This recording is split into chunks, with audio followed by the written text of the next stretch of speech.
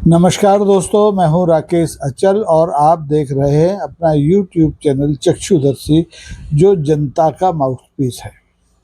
दोस्तों, अब आज जो मैं बात करने जा रहा हूं वो खाड़ी युद्ध के बारे में है, लेकिन अब खाड़ी युद्ध के जो दुष्परिणाम है वो दूसरे तरह के आ रहे हैं, जिन पर अभी तक चर्चा शुरू नहीं हुई है। चक्षुदर्शी संभवतः इस मुद्दे पर पहली बात करने जा रहा है।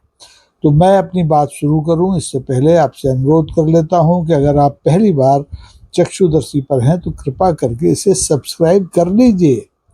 सब्सक्राइब अगर कर चुके हैं तो मेंबर बन जाइए।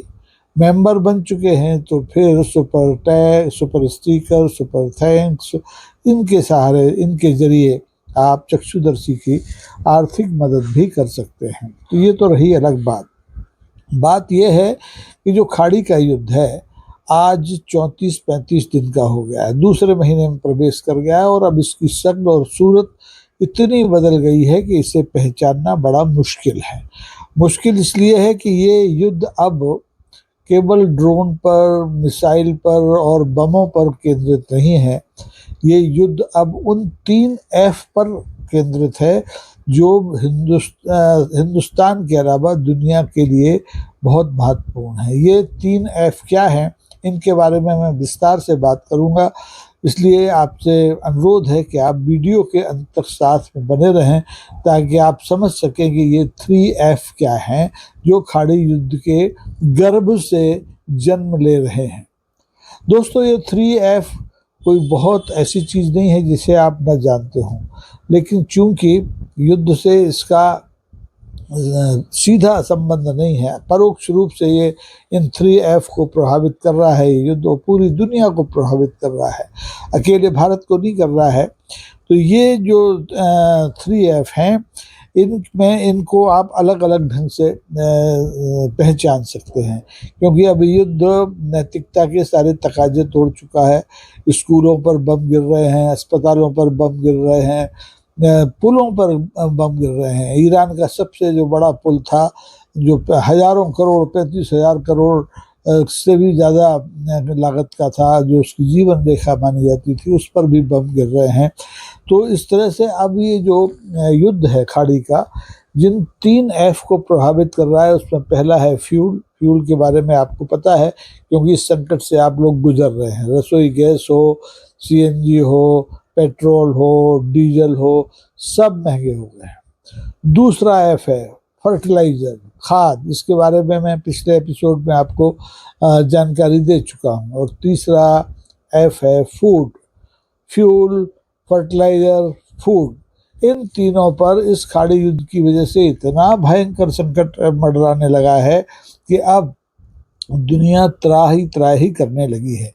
दोस्तों, जिस ईरान में इस समय युद्ध हो रहा है, जिस ईरान पर अमेरिका और इजराइल हमलावर हैं, उसी ईरान से और खाड़ी के बाकी के देशों से दुनिया का 20% फ्यूल आयात किया जाता है। अलग अलग देश, भारत तो सबसे बड़ा आयातक है। 80% फ्यूल खाड़ी से मंगाता है, दूसरे देशों से मंगाता है। तो ये जो 20% फ्यूल है, जो ईंधन है, जो ऊर्जा है, पेट्रोल, डीजल, गैस है, ये हॉर्मुज से निकलता है, जल मध्य डमरू से, और हॉर्मुज पर ईरान का कब्जा है। ईरान किसी भी सूरत में इस रास्ते से जो ईंधन के जहाज हैं, लदे हुए जहाज हैं, उनको निकलने नहीं दे रहा है। वो कह रहा है पहले टोल टैक्स दीजिए, उसके बाद जाइए। उस पर ना अमेरिका का दबाव काम कर रहा है, ना इजराइल का दबाव काम कर रहा है, ना हमले काम कर रहे हैं।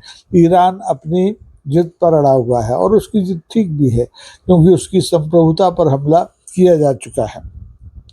इस वजह से अब जो मैंने कहा दुनिया की 20%, लेकिन अभी पिछले 35 दिन में इस युद्ध की वजह से जो तेल का आयात होता था खाड़ी क्षेत्रों से और हॉर्मुज के रास्ते, उसमें 40% से ज़्यादा कमी आ गई है। यानी आधी दुनिया त्राही करने लगी है। और इससे आने वाले दिनों में ये जो आयात है और कम होने की आशंका है। हो सकता है ये 50%, 60% तक पहुंच जाए। अब कहने को तो भारत सरकार कहती है कि उसके पास 60 दिन का ईंधन है, लेकिन हकीकत क्या है ये आप सड़कों पर देख सकते हैं, लगी हुई कतारों पर गैस के लिए, पेट्रोल पंप के पर लगी हुई कतारों पर पेट्रोल डीजल के लिए। इससे आप समझ सकते हैं कि हकीकत क्या है। और जानकारों का कहना है कि ऐसा ईंधन का संकट, ऐसा फ्यूल का संकट 1970 के बाद पहली बार दुनिया में आया है। और पूरी दुनिया त्राही त्राही कर रही है, क्योंकि पूरी दुनिया में हर दिन कम से कम 10 करोड़ बैरल तेल की खपत होती है। और ये 10 करोड़ बैरल जो ईंधन है, डीजल है, पेट्रोल है, गैस है, ये इसमें से बड़ा हिस्सा खाड़ी से आता है। और खाड़ी में जंग चल रही है, जंग रुकने का नाम नहीं ले रही है, युद्ध विराम की बातें हो रही हैं, लेकिन युद्ध विराम नहीं हो रहा है। तो स्थिति दिनों दिन गंभीर हो रही है। खाड़ी युद्ध से जो दूसरा एफ है, यानी फर्टिलाइजर है, उस पर जो संकट गहरा रहा है वो भी बहुत बड़ा है। वो ईंधन के संकट से कम बड़ा संकट नहीं है। दुनिया में जितना उर्वरक लगता है, यूरिया लगता है, अमोनिया लगता है, तो उसका 35 से 40% हिस्सा खाड़ी के देशों से आता है और इसी हॉर्मुज के रास्ते से आता है। अब ये खाड़ी का जो युद्ध जो दूसरे महीने में प्रवेश कर चुका है, इसकी वजह से उर्वरक का जो आयात है उसमें भी आधे से ज़्यादा गिरावट आ चुकी है। 50% से कम उर्वरक अब निकल पा रहा है। वॉल स्ट्रीट जर्नल जो एक बहुत बड़ा रिसाला है, उसके हिसाब से इस युद्ध की वजह से जो उर्वरक हैं, यूरिया, अमोनिया, सल्फर, इसकी कीमतों में 40 से 60% का इजाफा हो गया है। अब माल नहीं होगा तो कीमतें बढ़ेंगी, स्वाभाविक है, और इस पर किसी का नियंत्रण हो नहीं सकता। भारत की स्थिति यह है कि भारत 80% से ज़्यादा, जैसा मैंने शुरू में बताया, कि कच्चा तेल आयात करता है खाड़ी के देशों से, और जितनी देश की ज़रूरत है उर्वरक की, उसका 40% आयात भी इसी खाड़ी के रास्ते से भारत में होता है। तो अब यूरिया का संकट, अमोनिया का संकट, सल्फर खाद का संकट भारत पर भी मंडराने लगा है।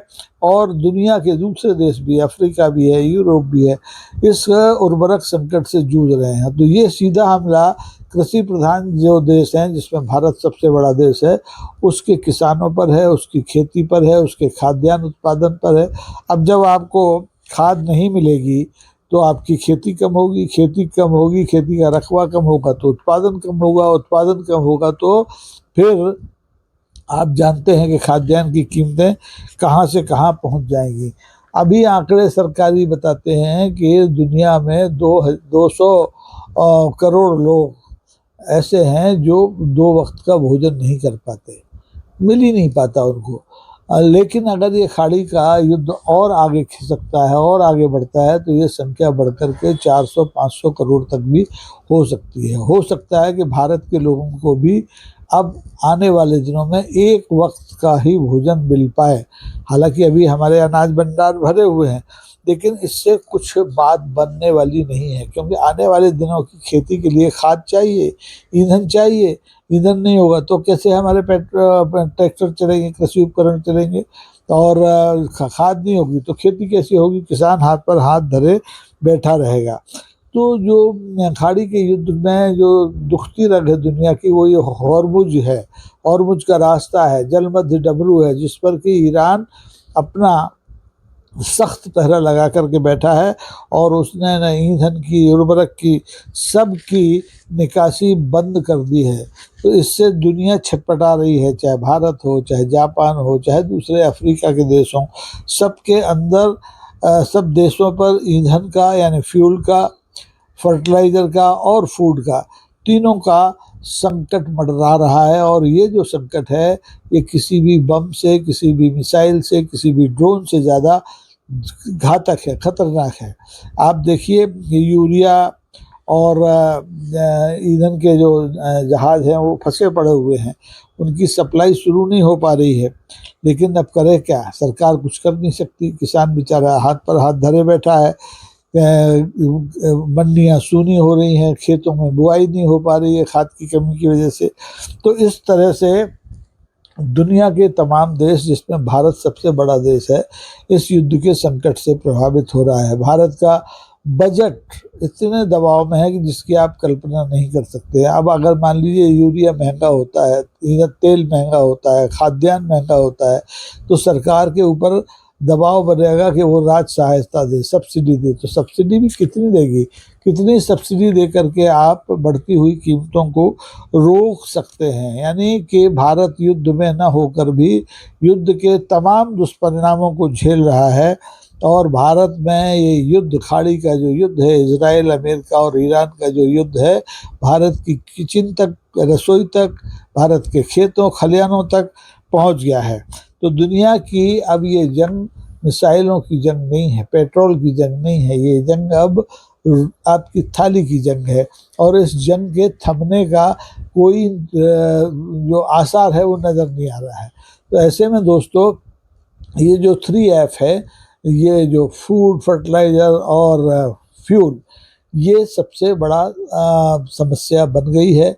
और इससे निपटने में सरकार अभी तक जैसे तैसे काम चला रही है। लेकिन अगर युद्ध के दिन आगे बढ़ते हैं तो सरकार को भी हाथ खड़े करना पड़ सकते हैं, और उस संकट से गुजरना पड़ सकता है पूरे देश को, पूरी आधी दुनिया को, जिसकी की कोई कल्पना नहीं कर सकता। क्योंकि इस मामले में, उर्वरक के मामले में, खाद्यान्न के मामले में, ईंधन के मामले में, यानी तीनों F के मामले में हमारी मदद करने वाला और कोई है नहीं। रूस की अपनी समस्या है, चीन की अपनी समस्या है, बाकी दुनिया के देशों के पास ना उतना फ्यूल है, ना उतना फर्टिलाइज़र है, और ना उतना फूड है कि वो ज़रूरतमंद लोग देशों तक पहुंचा सके और लोगों को 2 जून की रोटी मैसर करा सके। तो ऊपर वाले से प्रार्थना कीजिए कि ये दुनिया का जो 3F है, फ्यूल, फर्टिलाइज़र और फूड, ये युद्ध की विभीषिका से बच जाए। जितना जल्दी हो ये युद्ध समाप्त हो जाए। अन्यथा आप देखेंगे कि एक तरफ चूल्हा नहीं जल पाएगा, दूसरी तरफ खेतों से अन्न नहीं आ पाएगा। तब क्या होगा? तब हम किस दौर से में पहुंच जाएंगे? क्या हम बिना लड़े पाषाण युग में पहुंच जाएंगे, जिस पाषाण युग में ईरान को पहुंचाने की धमकी अमेरिका दे रहा है? जब आपके पास ईंधन नहीं होगा, बिजली नहीं होगी, आपकी गाड़ियां नहीं चलेंगी, आपके खेत खलिहान सूने होंगे, खाद्यान्न नहीं होगा, खाद नहीं होगी, तो क्या होगा? भगवान ही जाने क्या होगा। आप इस बारे में क्या सोचते हैं कि इन 3F के संकट से, फूड, फ्यूल, फूड, फर्टिलाइज़र के संकट से कैसे बचा जा सकता है? अपने विचार खुल करके आइए, कमेंट बॉक्स में लिखिए और बताइए। और ये भी बताइए कि आपको ये विषय कैसा लगा, क्या इसकी प्रासंगिकता है, क्या इस पर लोग चर्चा कर रहे हैं, या सरकार भी सिर्फ चुनाव में उलझी हुई है और उसकी नज़र में फ्यूल, फर्टिलाइज़र और फूड का संकट है ही नहीं। आज के लिए बस इतना ही। देखते रहिए चक्षुदर्शी। धन्यवाद, नमस्कार, जय हिंद।